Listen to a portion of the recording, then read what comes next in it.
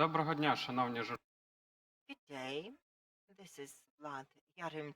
This is the 49th day of Russian invasion into Ukraine on a massive scale. This is the second briefing of the day, which will be dedicated to the hero city Mariupol, which has taken the brunt in this war. We have Vadym Boichenko, the mayor of the city of Mariupol, with us today. Good day. Greetings. Could you please give us the insight about the recent developments in Mariupol, the recent news?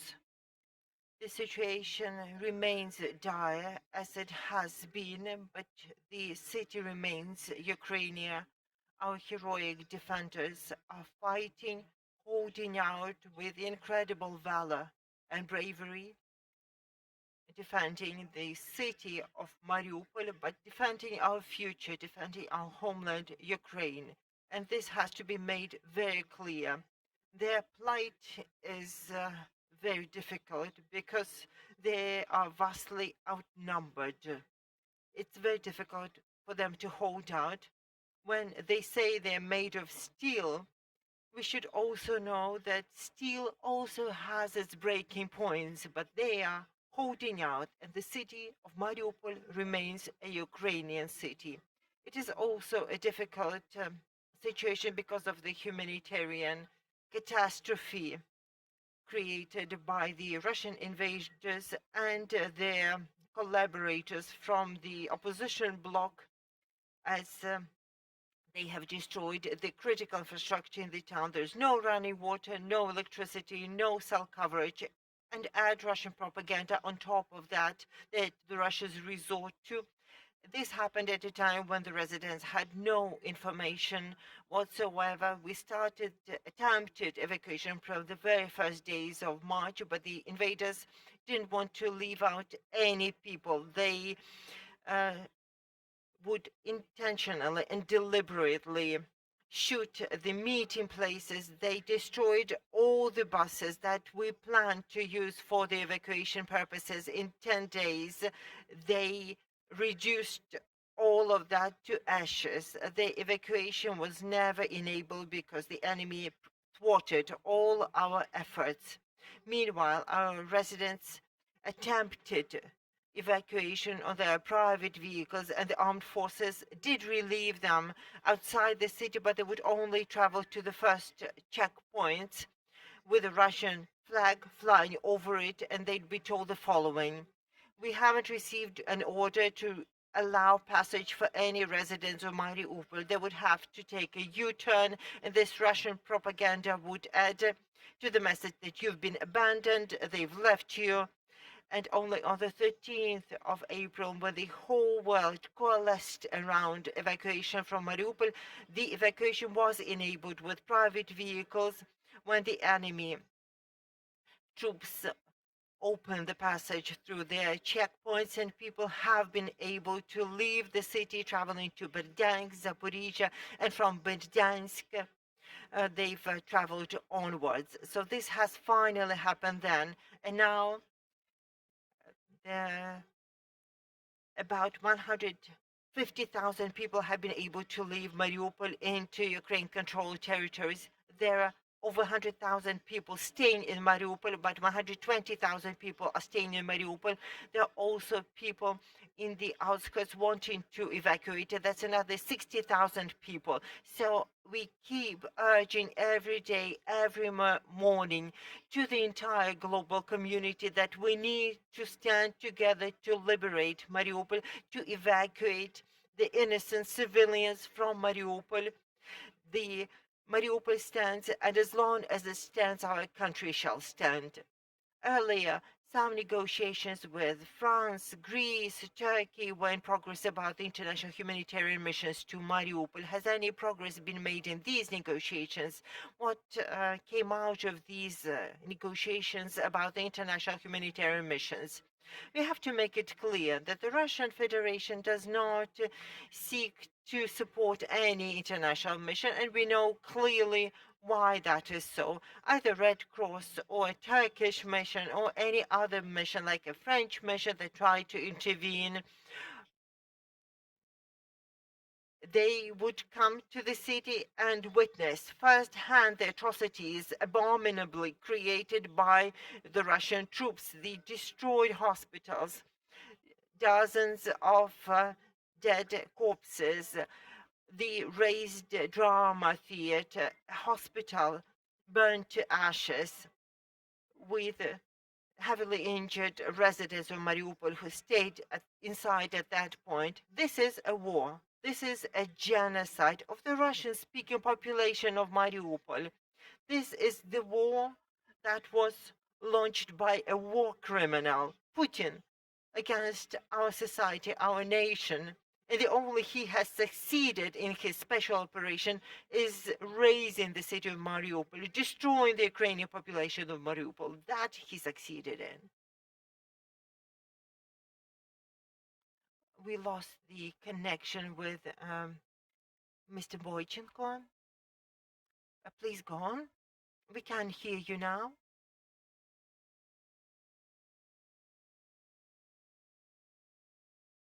We're trying to regain the connection. We lost the signal, unfortunately. Let's wait. We hear the tragic news from Mariupol, as we heard from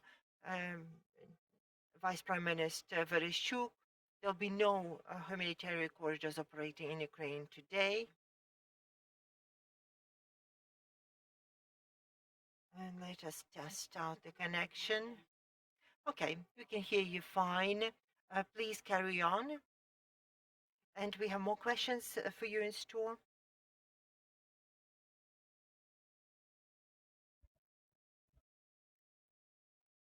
We have lost that signal again. We are working to reconnect. The Vice Prime Minister Irina Vereshchuk reported that there will be no evacuation corridors in operation today, as the mayor of Mariupol has told us earlier that people have not been able to leave Mariupol driving their own cars.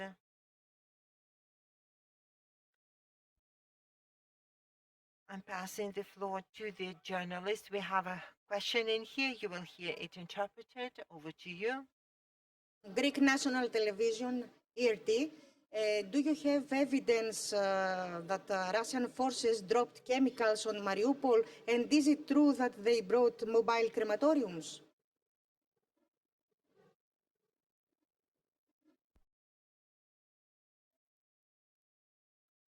Firstly, about the war crimes that have been evidenced in Mariupol. The first crime committed on the 9th of March, when the Russian war plane dropped 2 bombs on a maternity ward in Mariupol, where the residents died, women and children. The second war crime was committed on the 16th of March in Mariupol, when another enemy plane dropped 2 bombs on the Mariupol drama theater, and there are many such war crimes that have been documented. We documented the fact of razing our town. 40% of the multi-story building have been reduced to rubble. They're past any repair, and this is pertaining to the majority of people in Mariupol. We have the video records, photographic evidence that are now collected by the relevant agencies of our country. And these are war crimes. The day before yesterday, the Russian troops attempted to strike our city with a chemical attack. They tried to drop the chemical agent on our defenders. The agent did affect our defenders. A few people in the outskirts of Mariupol were also affected. They sensed the sweet taste in their mouth. This warned them in the towns and villages around Mariupol, and people started fleeing from these outskirts of Mariupol because they sensed danger. There's no way to collect evidence of that. A lab would need to do the analysis to make the finding, but the enemy troops and the Donetsk proxies of Russia have stated that they intend to deploy the chemical agents because they cannot defeat our defenders who are defending the city. And they were the first to allege that they had committed the crime. Before that, information was available that there are allegedly some chemical labs in the city developing some chemical agents or weapons. And we knew that they were planning to launch this attack, and this unfortunately has happened. Is it true that they brought mobile crematoriums?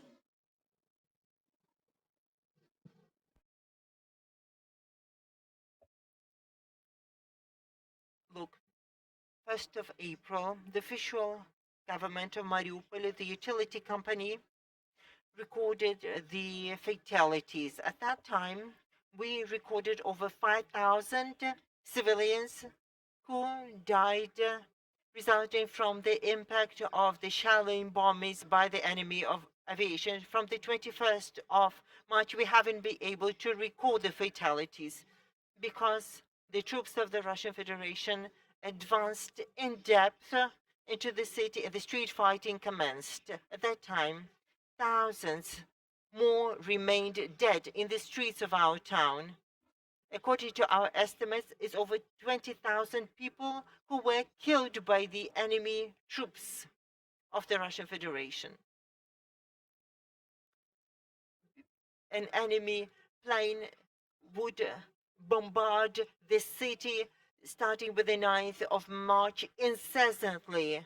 Now they've shut down the city to disguise the evidence of these atrocities. They're trying to sweep them under the carpet. We know the records that they're uploading in YouTube or some other channels, that the bodies have disappeared. Where did they go? Did they get up and go? They're trying to bury them and hide the traces of their crimes.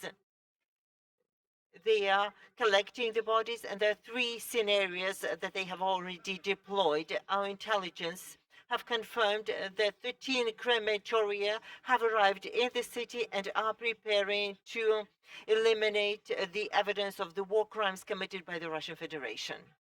We'll take one more question. Polish radio. How many civilians died in Mariupol, and do you see there is war crimes there?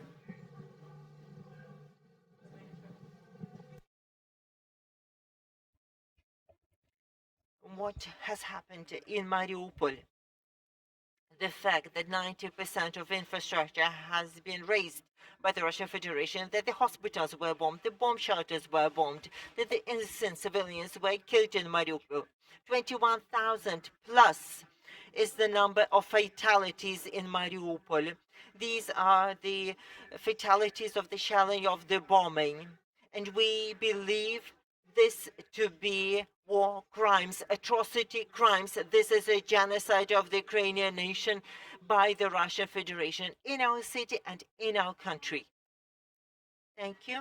And one last question to you. As a mayor of Mariupol, which 2 months ago used to live a regular life, and now day by day is falling heavier into ruin and despair, what do you personally feel?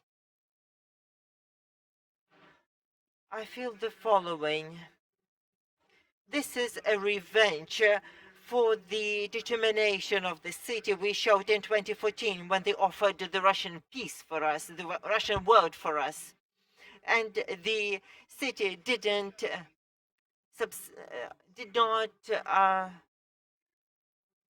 buy that. We went on to develop a modern city. We built infrastructure, hospitals, schools, kindergartens. The city blossomed, becoming a European city, a city for the future, a dream city. A lot of labor went into that. A lot of people committed themselves to make that happen, whilst no positive change happened in Donetsk. This was done because of rancor, because of envy. They destroyed the city for others not to see its rebirth, becoming the European city of the future. As for me personally, my heart was torn out because for 8 years I want to make it happen, and it will stay that way. The city of Mariupol shall always be a Ukrainian city. Thank you for your answers. We've unfortunately run out of time, so we have to conclude this third briefing. Boichenko, Mr. Boichenko, we pray for the rescue of Mariupol. This concludes our third briefing about this heroic city of Mariupol. We'd like to thank the journalists who help us to spread the truth about the true developments in Mariupol. Thank you